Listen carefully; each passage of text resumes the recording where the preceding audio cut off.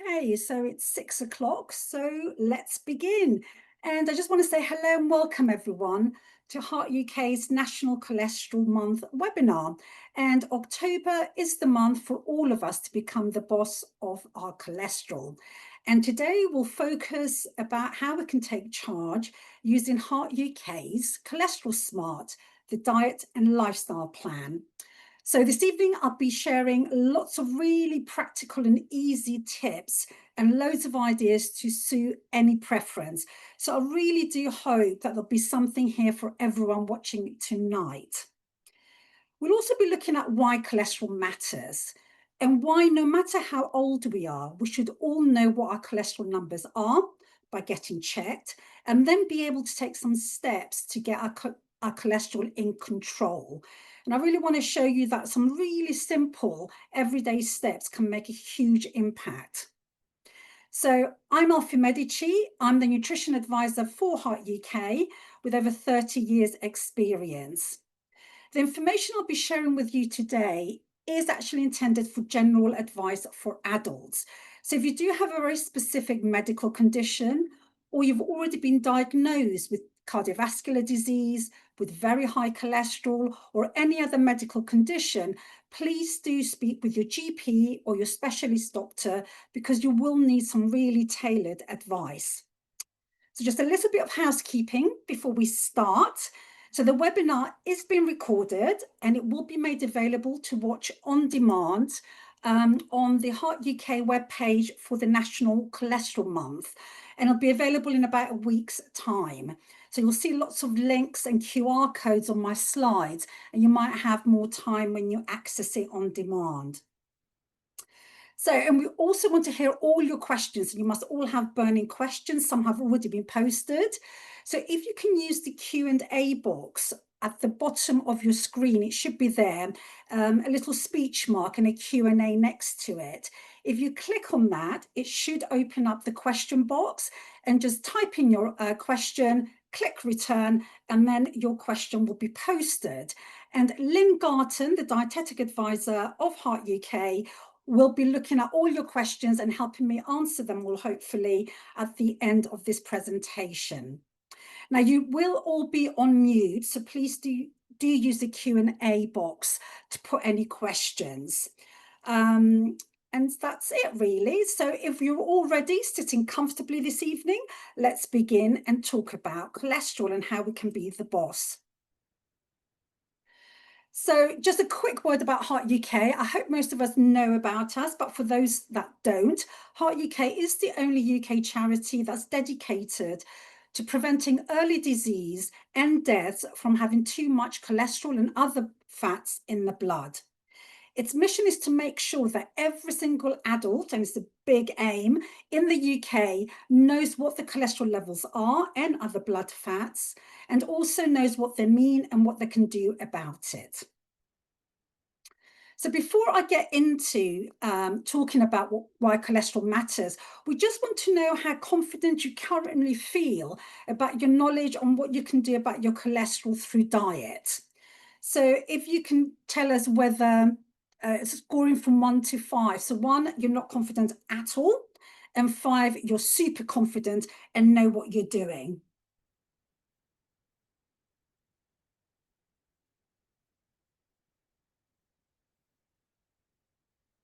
Okay. So if you can share the results, please, Caroline.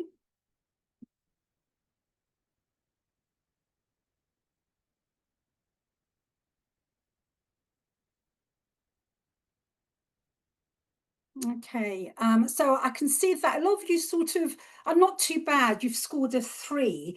And some of you, quite a few of you, are feeling confident, about a quarter of you. So hopefully most of you will move to scoring 4 or 5 by the end of this presentation. Thank you ever so much for taking part. So now let's get into why cholesterol matters. And I mentioned earlier is we need to look after our cholesterol whatever age we are. Why is that? Well, The reason for that is that cholesterol and the level in the blood is really important for how well our blood vessels function. And this is a healthy blood vessel. The little red circles are red blood cells that carry lovely nutrients and oxygen all around the body to where they are needed. There are very thin walls to it, and all the blood is flowing smoothly. Now, cholesterol itself doesn't harm our arteries. In fact, cholesterol is essential for us to live. It makes loads of hormones, it makes vitamin D. It's needed by every single cell in our body in order for it to function properly. So we can't really do without it. So the problem isn't cholesterol, but when we have too much in the blood. Now, cholesterol is very sticky. So if it hangs around for quite a bit in our blood vessels, it'll begin to stick inside our blood vessel walls. And as it does so, it'll attract other substances and more cholesterol if there's a lot hanging around. And this starts to make our arteries a little bit on the stiff side, so it's harder to pump blood. It takes many years, and if you don't have your cholesterol checked, if you don't get your cholesterol down and it remains high over years, it will continue to build and build until it restricts blood flow. And in some instances, it can block a blood vessel altogether, so no blood can get through. Now, unfortunately, this process takes 30 to 50 years. It's very, very slow. And you cannot feel when you have high cholesterol. You cannot feel this buildup until blood is severely restricted or blocked. And this is really serious. It causes cardiovascular disease, which is really a term that encompasses a number of diseases. So if the blockage occurs near blood vessels that take blood to the heart, it will cause a heart attack. If it's with arteries that take blood to the brain, it'll be a stroke or vascular dementia. And if it's in the lower limbs, then it'll be peripheral artery disease, which is when you feel cold and painful of feet and legs, and it's quite difficult to walk. So unfortunately, this happens at the very end when all the buildup happens. So we need to stop the buildup happening. And that's why it's important for all ages. And also, it's one of the biggest killers. So one person dies every 8 minutes from a heart attack, and a stroke happens every 5 minutes in the UK. So it's a big problem. And how many people have got high cholesterol? Well, if we have a look at this, about half the population, adult population, have got too much cholesterol that's sticking in arteries. 45-year-olds to 65-year-olds, about 6 out of every 10 adults of that age will have high cholesterol. But this is true for all age groups, even the younger age groups, 25 to 34, a third of them have got too much cholesterol in the blood. And that means that buildup will be happening. So what makes that cholesterol go up? Can we do anything about it? Well, some things we can't. So our age, as we age, unfortunately, everything slows down and our cholesterol tends to get higher. Whether you're a man or a woman can also make a difference. So men tend to have higher cholesterol on average than women up until the menopause, when women's cholesterol really shoots up, and it's a really important time for them to actually start looking at their cholesterol. Some ethnic groups like Afro-Caribbeans and South Asians have a higher tendency for heart disease. So it's super important for them to really look at their cholesterol, and also strokes as well. And genetics. Some people are unfortunately born with malfunction in the genetics that causes them to have very high cholesterol. There's also some health conditions like type 2 diabetes and an underactive thyroid. It's really important to have those in check and to make sure they've been treated and stable. Otherwise, it will further exacerbate your risk of heart disease. Kidney problems as well. And there are some medications like diuretics, some steroids that can actually increase your cholesterol. So it's really important to talk about health conditions and medication with your doctor. So a lot of those are quite difficult, but the great news is we can take control and be the boss of lifestyle factors. We are the ones that can take control, and it can have a huge impact on your cholesterol and your risk of heart disease. So first of all, let's look at what makes cholesterol go up that we actually can cause through lifestyle factors. Starting from the bottom, we'll start with alcohol. So it doesn't mean we can't have it. It just means when we drink too much, it will actually make us more prone to heart disease and also cause another type of fat in our blood called triglycerides, which can be as bad as cholesterol when there's too much of it to happen in the blood. There's smoking, of course, and we all know about smoking. It tends to make our blood fats more sticky and more likely to stick in our arteries.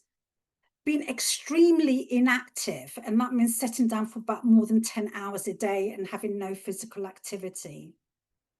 Being overweight, we all know that, but especially when we carry the weight around our midriff, it tends to have a higher cholesterol level, but also it tends to increase other blood fats like triglycerides also. And of course, and what we'll be talking about today, diet. Very, very poor diet, especially one that's very high in saturated fat, because that's been proven to really push up our cholesterol when we have too much of it. And diets that are very low in fiber, because there are some fibers that can bind to cholesterol in our gut, and therefore they stop it being absorbed into the blood. And some fibers are absolutely great. Also, having too much sugar, it won't increase your cholesterol, but it will increase the other type of fat, triglycerides, and also it has extra calories, so it can actually make us put on more weight. A diet that's high in salt as well, that won't affect our fat, but we've got to think about heart disease as a whole. And blood pressure is one of the another major factor for heart disease and strokes. So we really need to watch our salt. So what can we do? That's the bad news. So what can we do? Well, just reverse everything. So again, starting from the bottom, keep to the 14 units per week recommendation. You don't have to go teetotal, but you can if you want. And especially make sure you don't save up your units. So binge drinking can be even more damaging than having too much alcohol. There are loads of ways you can stop smoking now. You get loads of help from your GP surgery, talk to your practice nurse, see what's available and what the best fit for you is to help you stop smoking, because it's a really difficult thing to do. And then we need to get more active. So we're not talking about swimming the channel or running a marathon. What we are saying is just be more physically active, get the blood pumping. So if you do sit down a lot for your work and during the day, try and get up every few hours, move your legs. If you can, get out the house, just go around the block for a bit and come back. If you can take the stairs rather than the lift, do that. Walk up escalators and just walking really briskly in the park will really, really help. Just get the blood pumping.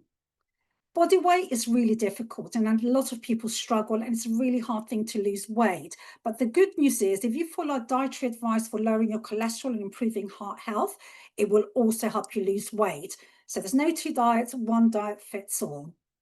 And the reason why Heart UK focuses on diet and lifestyle so much is through diet alone, if you really improve it, it can cut down your cholesterol by over a third. And that is really big drop. But remember, it's the whole diet as a whole. There is no one magic cure. So you need to look at your diet overall. And also some people might still need medication. So it's not one or the other. It's actually having a look at what is important for you. And this is why Cholesterol Smart comes. This is Heart UK's diet and lifestyle program. And the uniqueness about this program is in 5 steps, and it takes you by the hand, step by step, right through the whole process. And is absolutely fully tailored. So you are the boss and you are fully in control. You choose what you want to change and when you're ready to do it. It's fully flexible, gives you so many ideas, so many options that there'll be something there for everyone. And most importantly, is backed by science and evidence. And I'm going to take you through briefly the steps here. So it doesn't just focus on what you have to do. We all know what we have to do, but it's how you can do it. It focuses on motivating you, overcoming any barriers that stop you from achieving your goals, and helping you keep motivated and on track. And that's the very first step of Cholesterol Smart. It's great. It tells you to not think about diet or food. It tells you not to think about activity, but really focus about what motivates you, what drives you, and to really keep that in mind. It also asks you to think back to other times when you tried to improve your diet or any other lifestyle plan, and you sort of felt something cropped up. Identify what those barriers were and think about how you can overcome them this time. So prepare so you can actually have a better chance. And don't worry, we've got lots of tips about how you can overcome some common barriers to changing your diet and lifestyle. So once you do that and you're fully motivated, you know how to tackle any challenges, then it's time to really tailor the advice for you. So there's no point in just following a diet. Everyone has different needs. And so we've developed this diet quiz. It's great. It's online. It's quick. It's 16 questions. All you have to do is answer yes or no. At the end of it, you will get a score out of 16. The higher, the better. So you could, I suppose, compete with your partner or your friends or your work colleagues with this one. What this does do, it highlights the areas of your diet that you're already doing well at. And you really need to congratulate yourself on doing some of the stuff really well. And then it actually highlights the areas that you should focus and you need to improve on. And this will differ from person to person. So really personalize it so it works for you. Once you know what you need to improve on, then it's setting SMART goals. What we mean by that, is to really focus on just one or two improvements that you tackle at any one time. And you take those on board. And when you feel you've got them under your belt, then you move on to the next step. And then, of course, is the actual practical tools, the how-tos, recipes, swaps, ideas. And that's what we're going to talk about today. So what is Eat Smart all about? Well, the good news is the list is shorter for what we need to cut back on, and it's a lot bigger for what we can eat more of. The most important step for cholesterol and heart health is switching over your fats. So less saturated fat and having more heart healthy unsaturated fat. This has been proven to really lower cholesterol. The next one, carbs always get a bad name. However, it's because we eat so many refined carbohydrates where all the goodness has been stripped away. So we need to switch again over to whole grains. I'll be talking about that later on. We're still not eating enough fruit and vegetables. Another thing is we need to eat more proteins, but fish and plant proteins, they're healthier proteins rather than meat. And of course, foods that are very high in sugars, salt, and saturated fat, we need to cut down on. Note that I never say never have them, it's just getting that right balance. Ready meals is always something I get asked about as well, because in this day and age, we all have them, some more than others. But do you have to do without them? The answer is no. Some of them are really quite healthy. Use the front of pack traffic lights. Put down any that are red for saturated fat or sugars or salt, and don't choose those. Go for ones that have green lights and sometimes those with amber. Compare different brands and you might find that one is healthier than the other. Try cooking more from scratch, then you can be the boss more and be more in control. And there are 4 foods that are absolute cholesterol busters. So 5 a day. So we're still not getting enough, and it's really important as they are high in fiber, especially pectin, which helps lower cholesterol. They tend to be low in calories and lots of vitamins and minerals, including antioxidants, calcium and iron, and vitamin C. And there's some misconception, but in fact, all types count, whether it's fresh, frozen, canned, or dried. Just keep it colorful because different colors indicate different nutrients. So what's a serving? It's 80 grams or about 3 tablespoons, or what fits in the palm of your hand. That's an easiest measure. For dried fruit, though, it's about a tablespoon. So if we look at fruit first, so if it's a medium fruit like an orange, an apple, or a banana, it's 1 is a portion. If you're looking at berries, it's what you can fit in the palm of your hand. Tinned fruit, it depends what it is. If it's pear or peach halves, it's 2 of them. That makes a whole. If it's small fruit like apricots and damsons, about 2 of them. And if it's a medium fruit like a mango or a papaya, about 2 large slices will be a serving. When it comes to vegetables, if it's something like peas or sweet corn, whether frozen or tinned, it's about 3 big spoonfuls. With broccoli, it's about 7 florets.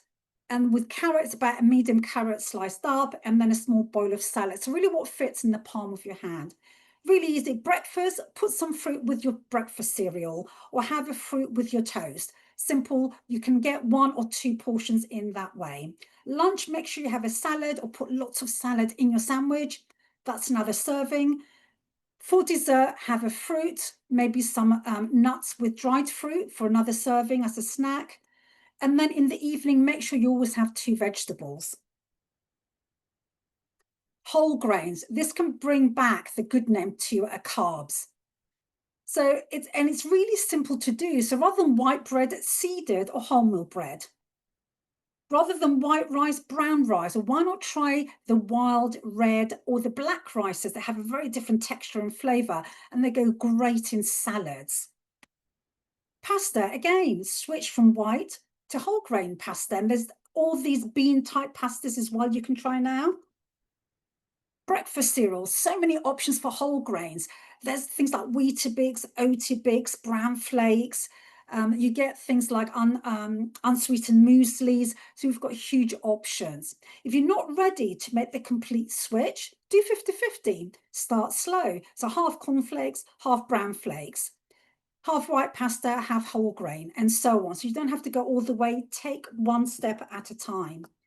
Don't forget other grains like quinoa, millet, and bulgur wheat, which are really trending, but they're also really good for whole grain. And oats especially, and pearl barley, they're super cholesterol reducers, and we'll talk about them later. So I said looking after your fat, cutting down saturated fat is really, really important. So now what I'd like to do is see what your knowledge is like. So we're going to have a bit of a quiz here, but no one's going to be judged. So the first thing is looking at spreads and fats that we use in cooking throughout the day. What I want you to do is tell me which one you think will be the lowest in saturated fat. So you've got butter, you've got lard, you've got vegetable oil, coconut, and olive oil. So Caroline, if you let me know when the majority are done, and then post the answers, that'd be great. Thank you.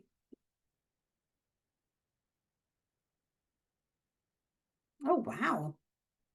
Oh, wow. You're doing well. That's what I'm going to say. And a lot of you are very well informed. So the majority have gone for olive oil. That's brilliant.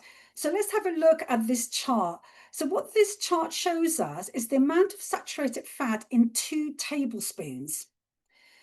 What you see here, a woman's figure and a man's figure with 20 and 30 on it, what that reflects is the maximum amount of saturated fat that any of us should be eating in one day, whether you're a man or a woman. It's not what we should be achieving, but it's what we should not be exceeding. And as you can see, just 2 tablespoons of coconut, a lot of you knew this, would exceed a woman's maximum intake.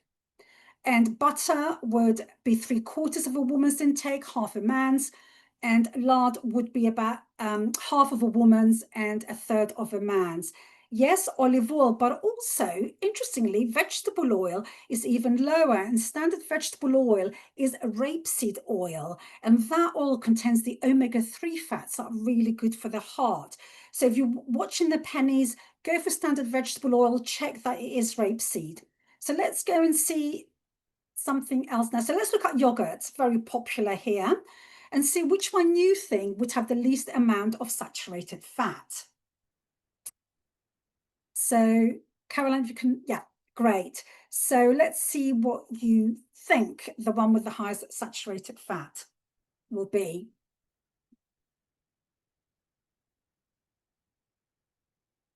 So when most people have answered, Caroline, if you can just show the answers, thank you. Oh, wow, interesting. So we've got a Greek style yogurt, gained the most, got the most clicks, and then everything else is sort of evenly sort of scored. Okay, then, if you can close it down, Caroline. So let's have a look at the answers. So this is just one small pot, 150-gram individual pot of each of these yogurts. So the Greek style I've done here is not the zero fat that you can get and will bring down the saturated fat to nothing. It's the standard one, and that will give about 10 grams, half a woman's maximum intake for the day. I think the biggest shocker is the fact that coconut, just one small pot, would exceed a woman's saturated fat intake for the day, depending on the brand you choose, and almost reach the man's maximum intake. So coconut fat, unfortunately, is one of those that's very rich in saturated fat. But you've got loads of options. You can go for low-fat plain yogurts, dairy yogurts. You can go for other plant yogurts like soya or oat, or even the diet fruit-flavored yogurts that are zero fat and zero sugar. So you've got a lot more options to have rather than to avoid. So let's go to the next one. And for this one, we're looking at sandwiches. So it's our favorite lunch treat, still number one, and cheese is still the number one choice. So let me know which one you think is the lowest in saturated fat.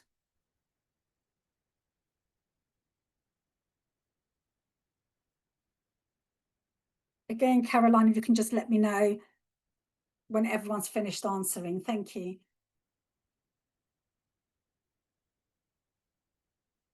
Tuna salad, brilliant. Falafel. So you've all actually picked all the right ones. So that's really impressive. So thank you, Caroline. So let's have a look at the answer. So they're all pretty low. So you've got more options that you can have again that you can't have. Cheese, about 10 grams, because hard cheese especially is very high saturated fat. Ham isn't bad either, but I've put it as amber. The main reason is because of the salt in it. And salt is not great for blood pressure, which is a huge problem for risk of stroke and also heart disease. So well done. I think you're all very educated on diet. And then my favorite one, takeaways. We all have them from time to time. So let's have a look. Got some sushi, and that's a small whole pizza, pepperoni, a chicken poke bowl.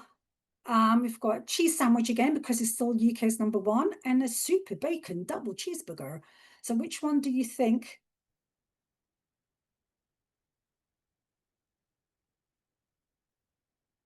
Fantastic. 10 out of 10 for all of you. So you guessed right. I think what would be more interesting is exactly how high the others are. So if you had a double cheeseburger, a bacon double cheeseburger, a woman would exceed her daily maximum intake. And that's without any additions like chips and fries and everything else, or any other meals. If you just have a cheese sandwich again, up to half, and a pizza again, almost maxes out a woman. So this isn't that you can never have them, but it's more being aware and have them as real treats.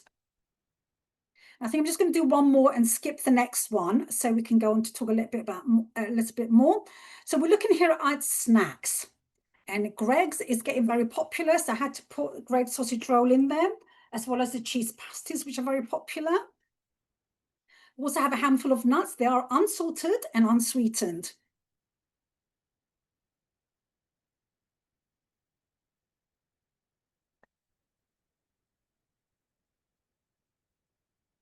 Oh, 10 out of 10. So I think you've all been on the Cholesterol Smart program. It's because 99% of you have actually gone for a handful of nuts. Thank you, Caroline.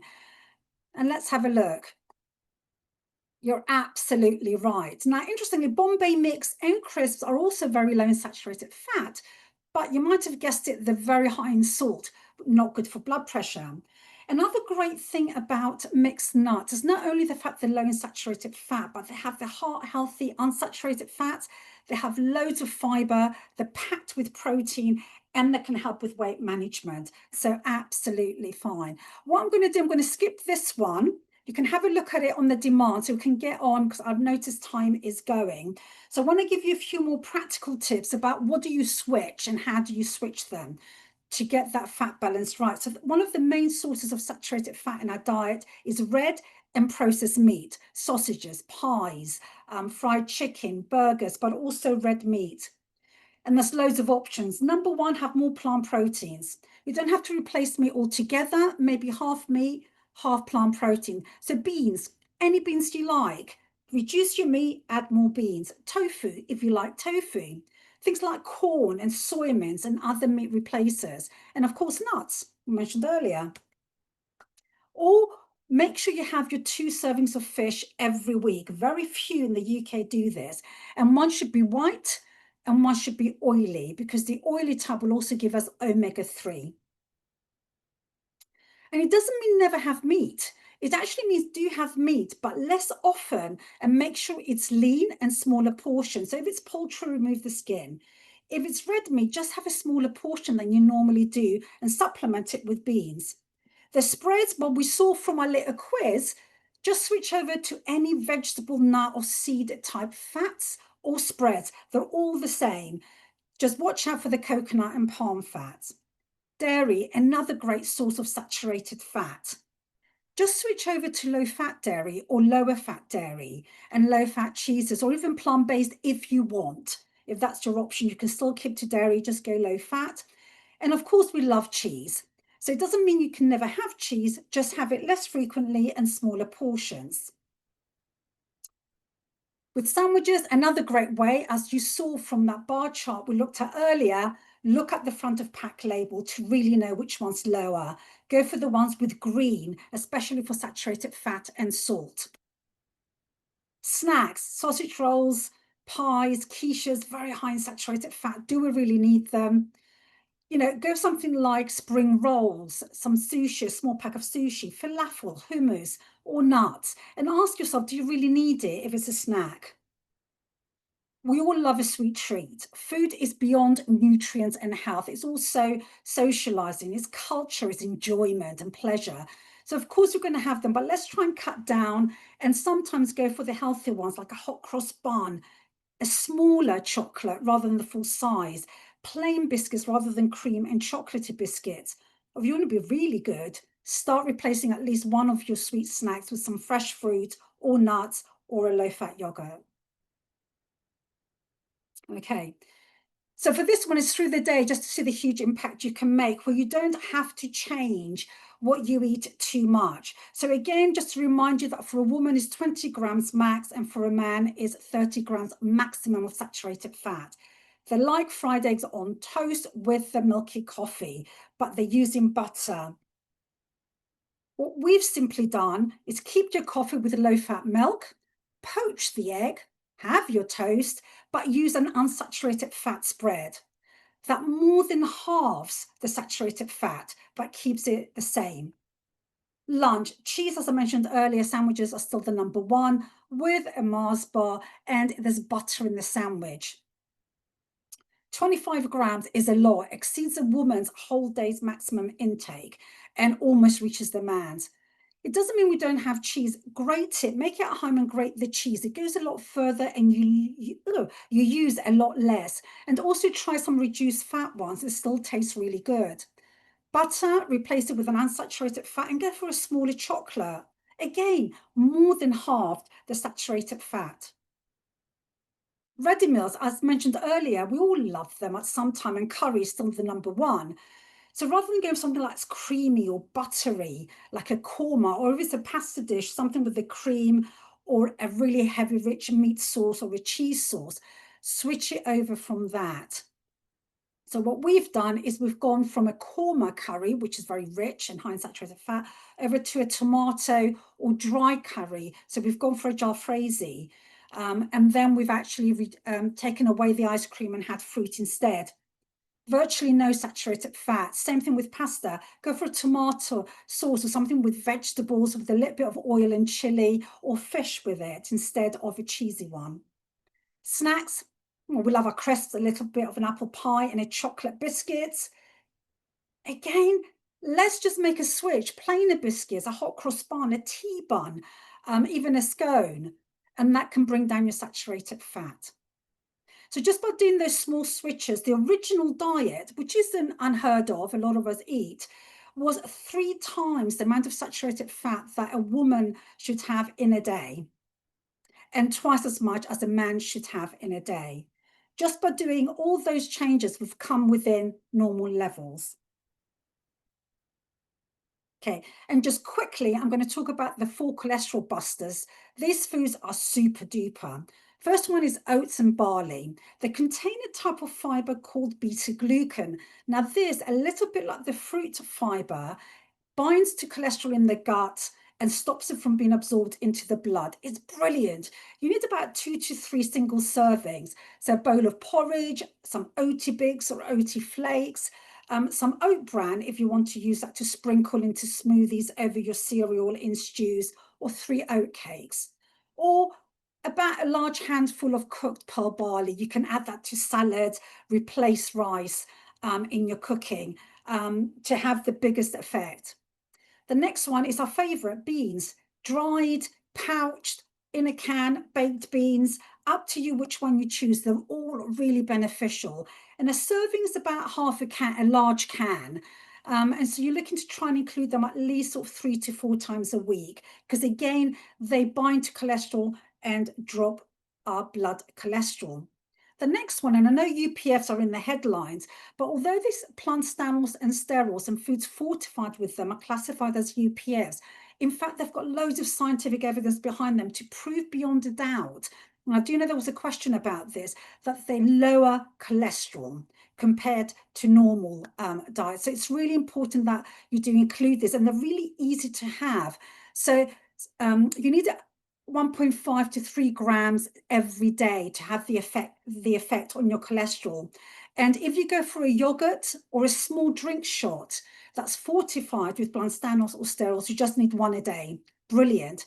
If you go for the spread that's fortified, you need about 3 servings throughout the day, or 3 teaspoons, so 2 teaspoons is a serving. So having that 3 times through the day will actually give you the effective dose. So there's loads of options there. And finally, again, nuts and peanuts. So they're super rich in fibers and different types of fibers, heart-healthy fats, low in saturated fat, and packed with protein. The great news is any type, whatever you like, peanuts, cashews, almonds, whatever you like, you can have, as long as they're unsalted and unsweetened. Okay, so I've spoken for ages and I've just noticed the time. So what I want you to do is, after this is over, for you to try our challenge, our 1, 2, 3, 4, 5 food challenge for National Cholesterol Month, and start taking control now. It's a really gentle way of doing things. It gives you one thing to do every week, and each week you add on the next food that you need to consume for a healthy cholesterol. And we've also got a chart that you can tick off to see that you've been keeping on target and you're in control of your cholesterol. And on the reverse, it gives you lots and lots of ideas about what you can actually do to achieve the goals that you've been set every week. So I do hope you'll have a chance to look at that.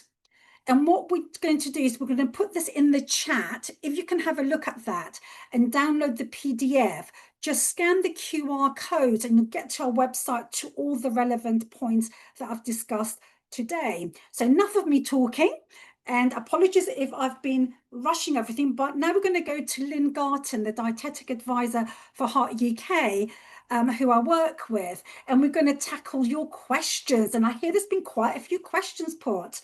No, well, fantastic presentation. Thanks ever so much, Elphie. Yes, we've had loads and loads of questions, and unfortunately, we're just not going to have the time to go through all of them. There were quite a few questions about people's cholesterol results, if they were high, what they would be considered, is it okay?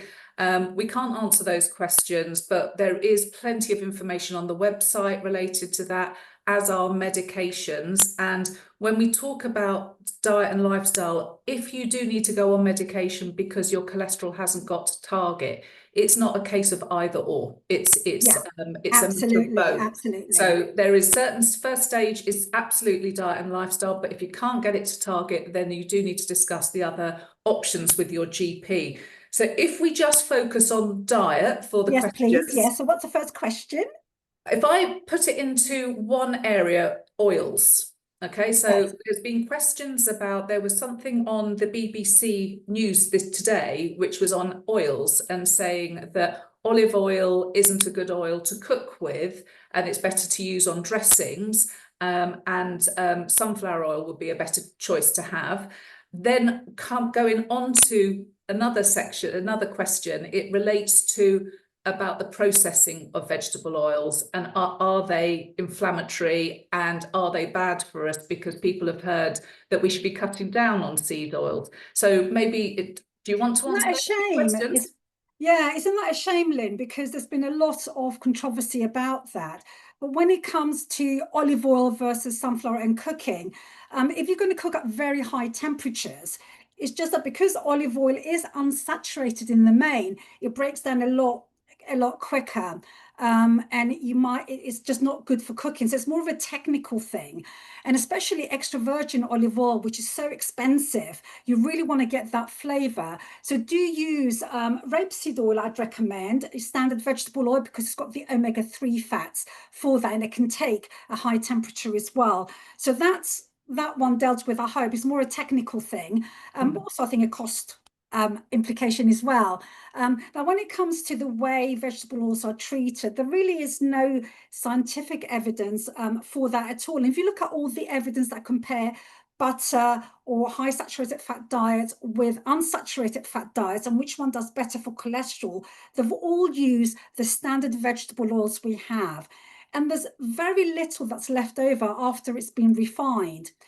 What the body sees, the body doesn't see the actual food that you're eating. It sees the type of fat it's receiving, and it will just see the molecule of unsaturated fat. And that's what it wants. And that's what's better for the heart, to make our blood vessels more fluid so you can pump blood through, and also to help us clean up cholesterol from the bloodstream.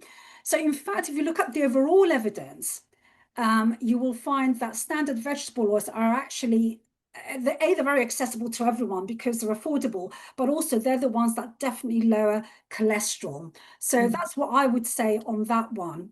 Yeah, I totally agree, Elphie. And we do have a page which looks at the whole Yes, we do. controversy Yes. about seed oils. And I'm going to ask Caroline to post a link on that because Well, it gives. it's also in the PDF they've just downloaded. If they Oh, go to the perfect. fat section, where it's got more about saturated fat, it's actually on that page as well. So do put the link in now because it'll be a direct link. Yeah. But And it, you'll also have it there if you don't have time to get it from the chat.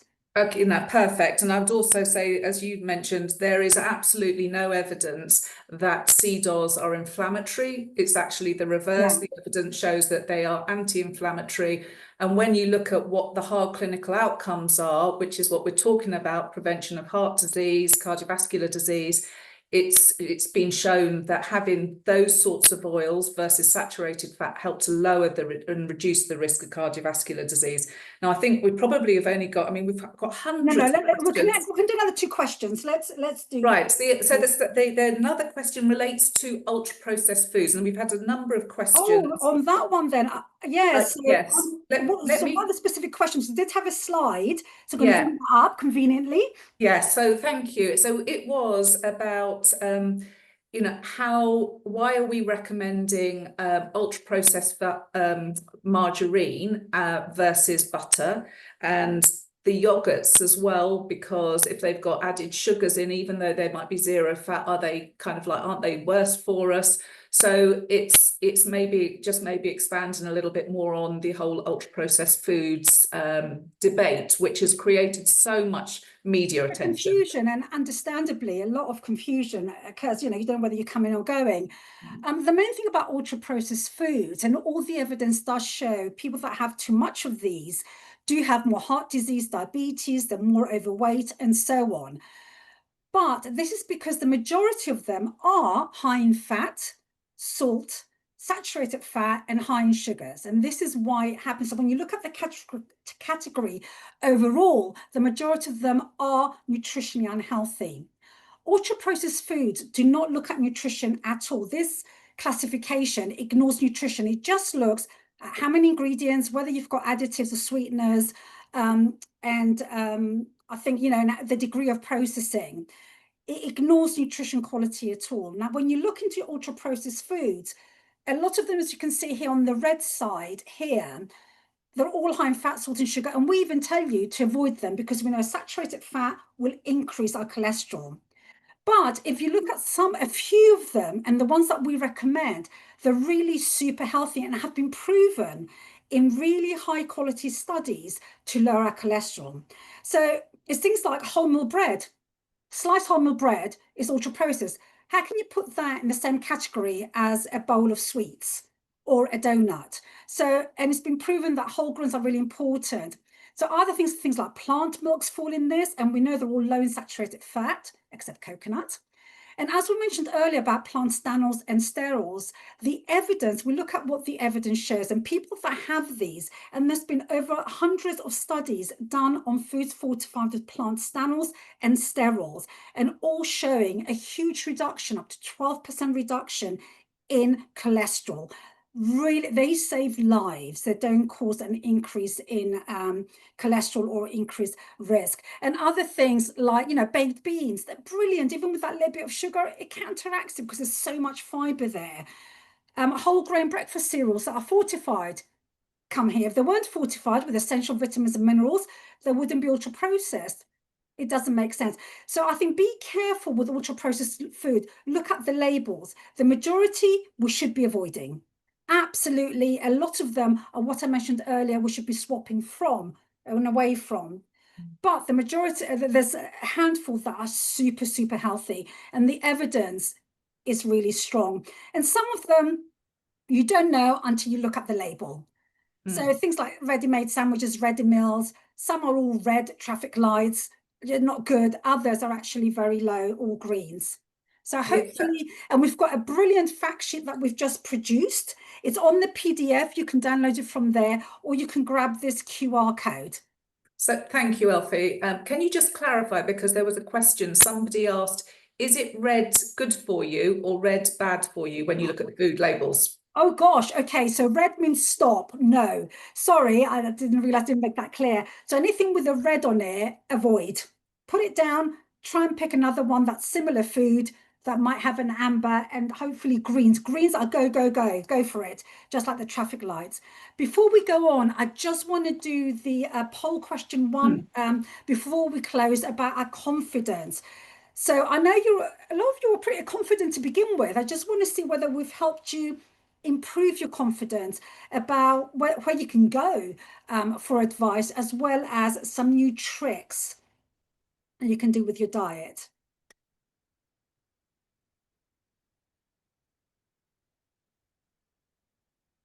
Okay, and when the majority have done it, Caroline, if you can show the results. Thank you. Oh, wow. Brilliant. So you were confident and now you're super confident. And that's what we aim to do. We want to empower you and consumers so you know what to do and how you can achieve it easily. Do we have time for one more question? Yeah, one more question. It'll be a quick one because I think it relates to the stanols and sterols. One, there was a question about natural sources rather than taking a food fortified. And the other question is, can somebody take, if they're on a statin, can they also take foods fortified with plant stanols and sterols? The statin one I'll take first. I'll do it back to front. So the great thing is that adding a stanol or sterol with your statins gives an additional drop in cholesterol, and they work together to bring the cholesterol down even further. So don't worry, it's not one or the other. If you want to look at reducing your statins, just talk to your doctor, because statins do save lives.